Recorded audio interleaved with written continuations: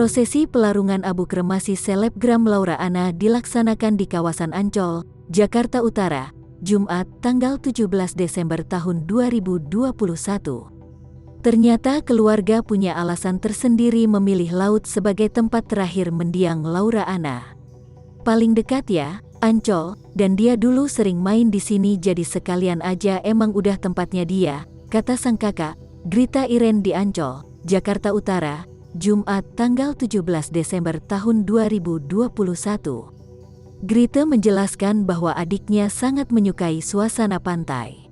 Menurutnya, pantai mempunyai kenangan yang berkesan bagi Laura Anna semasa kecil. Ya, kita kecil suka banget ke pantai emang, itu mungkin kenangan kecil paling bahagia kita. Jadi ini kenangan dia terakhir kalinya, ujar Grita. Waktu kecil Laura ke laut dari pagi sampai sore, hotel cuma buat tidur sisanya di laut semua, lanjutnya. Pelaksanaan pelarungan abu kremasi selebgram Laura Anna ini dihadiri keluarga dan rekan selebgram. Selain abu jenazah, mereka juga menaburkan bunga ke tengah laut sembari melambaikan tangan sebagai bentuk perpisahan kepada mendiang Laura Anna. Laura Anna meninggal dunia pada tanggal 15 Desember di Rumah Sakit Eka Hospital Cibubur.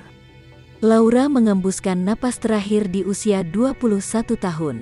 Jenazah Laura Anna sempat disemayamkan di Grand Haven, Pluit, Jakarta Utara.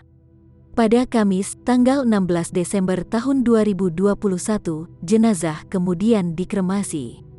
Sementara di akhir hayat Laura Anna, dirinya masih tengah berjuang menegakkan keadilan.